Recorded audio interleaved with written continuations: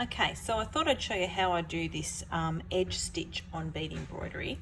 So this is the piece from this morning's demonstration. So I've finished fringing all of the front of that. Just look how sparkly it is. I've then actually backed that with a piece of a faux leather in a silver colour. And I've now got my thread coming out of the beadwork, so I'm ready to actually now start doing that edging. So start with 2 beads like this, and I'm actually using the O beads in the silver, and then just come up from the back through to the front, and then come out through the second bead added like that, and then they just sort of pop on the side. I now pick up the next bead, so only 1 this time. Just go a bead's width as you add that stitch, then just pop that next bead, so come back through. So you can see I'm sort of doing that all in one movement. So I come through from the back through to the front, and then come out through the beadwork like that. So from the back through to the, so pick up a bead, back through to the front, come through the beadwork, and so you can see now how that little edge becomes a really nice lacy look on the edge of that piece. Because I'm going around a corner, I'll just sort of do one so that it's angled on the corner of that shield shape, and then keep going all the way across the top of the beadwork. So I've got my back and my front glued together, and I just glued those with some EA6 or E6000. And because this piece was sort of heavy-ish, I actually put a really thin piece of plastic cut just smaller than the actual piece of beadwork, so you know, like 1/2 centimetre shorter, and I glued that in between the faux leather and the beadwork so that the actual piece is not too floppy. So that's a little trick you can use just to keep your shape in the right stiffness. And you can use, you know, say like a milk carton, you know, you could cut a milk carton up and use that, or a, you know, piece of sort of thin plastic. So you can see there, I'm just going to finish doing that edge all the way around that beadwork. So I'll show you again when that is actually finished. Okay, I'm coming up to the end where I'm going to be joining my edging, and the trick here is to not jam too many beads in as you're trying to match up the start and the finish. And if you remember, I started with 2 beads at the very start of this little edge stitch. So the bead that I'm going to add into there is that sort of loose one that was the first one. So I just pick up 1 bead, and now it'll be a bit of a test to see whether that fits into that gap or whether I have to sort of stretch and move. And I actually think it's a bit of a stretch to try and fit that last bead in, so I'm going to take that one off. So this is when you're actually doing your edge stitch. You will need to just monitor and see whether it's easier to pull up the 2 ends together to meet, or try and jam one in. And in this case, I'm actually going to just pull up the 2 edges. So when I go back through the very first bead added, and you can see as I start to pull that together, my 2 edge beads join. So I didn't need to actually add that extra bead in. So then I'll just go back through that a couple of times, go back through over that little join there. The more I pull that, the more aligned that actually becomes. I'll go back through the next bead here, come back through that again, and then go back to that first bead added, and just pull that. And so you can see now that edge is really nice and even all the way around that piece. Actually, I'll show it that way because I'm working upside down. So there's the fringe front. There's the O bead stitching all around the edge. So now, of course, you can't see anything on the back. And now I'll do a bit of a bail and then the drop. So I'll film those bits as well. Okay, here's a little bit of a quick tutorial on an addition you can do to this edge stitch. So you can see there I've got a really nice thread bridge between those O beads.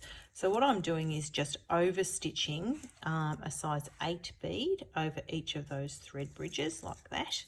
I'm going to do that all the way around this piece, and I've got a really nice gap in between now. And what I'm doing is I'm turning the holes from pointing outwards to actually start pointing parallel instead, and then I can add a bead in between each of those gaps there, and that will stop any sort of thread showing on the outside of the work. And you know, you can leave the thread to show on these nice O bead edges and it does look good, but for this piece I want to finish it by just doing a little bit more around that edge and embellishment. So I will go off and finish the rest of that, and then I'll flick the camera back on when I'm ready to show you the next bit. So see that, just flip, pick a bead up and go through the thread bridge in between each of those O beads, and so that the bead turns on the side like that. Okay, so now I've got my little overstitched beads all the way around the edge, going through that thread bridge. So I'm now going to come up through one of those size 8 beads, and I'm just going to pop a size 11 bead in between, I think an 11, well let's try it and see. Yep, in between each of those beads. So what that does is it just covers over any sort of thread and finishes that piece off really nicely. So all of the beads now are parallel to the beadwork rather than the holes pointing outwards, and it just gives a really nice finish to that edge. So you can see that just there. So I'll just flip that over and just run that all the way through. Like, got a little bit of a tangle there, I'll just undo that.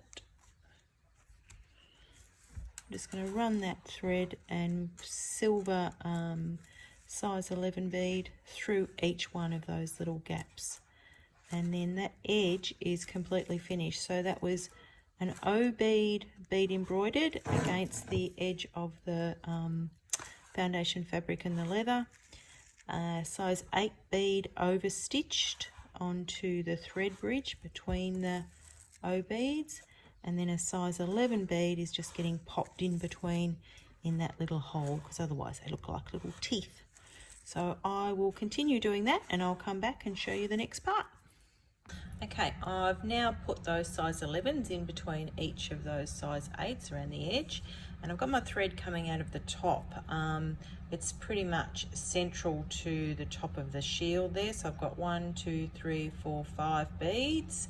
1, 2, 3, 4 on each side, 1, 2, 3, 4 on each side, and I'm now actually just going to do a bit of an odd count peyote bail. So I've got the start of it already happening there because I've got that size 8 and 11 pattern around the edge. So now I just pick up a size 8 bead and just pop one on top of each other ready to do some odd count peyote.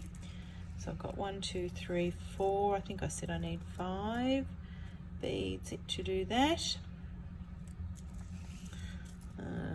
Yep, one more, and because it's odd count and I'm going to go back, I'm going to use the silver beads on the edge of that. So just pop in a silver bead next to the size 8 there, pop in a silver one. So I'm just going to continue that odd count peyote to make the bail, and that's something that, you know, I can just put a chain through or a silk ribbon, or, you know, if I was feeling like I wanted to, a beaded rope, but I probably won't. And because it's odd count, I'm actually going to step down at the end of my row there, pick up a bead and come back through, and now I've got a really nice start to my peyote bail. So you can see the start of that there. So now I just need to continue on with that going across. So I'll keep doing some of that and I'll come back and show you the finished peyote bail. Okay, I've got the bail finished now, so you can see there I've done an odd count peyote bail. I've just zip that back on the back of the beadwork, so that's ready now to add a chain or rope, etc. through. As I said, I'm now coming out of the bottom of the shield. I've got my thread coming that way, and I just want to add a really simple pearl drop configuration to that. So I've got here a round pearl, probably I think it's about 8 mil, it looks like here, and I've got one of these sort of cotton pearls in the drop finish as well, and I've just grabbed a couple of those little O beads, so I'll continue that theme there. So I'll pop an O bead, then the round pearl, then another O bead, then the pearl drop, another O bead, something like that, and then I'm just going to do a little picot of 3 beads. So I just popped 3 size 11s on, and I'll come back through all of those beads again, skipping over the 3 11s, so they'll form a nice little picot at the very end. And I pull that tight so you can see that there as well.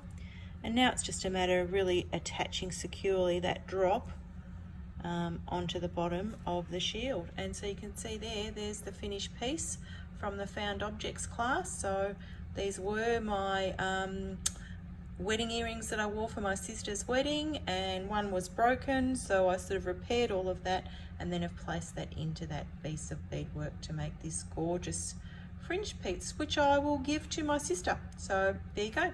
Thanks for that.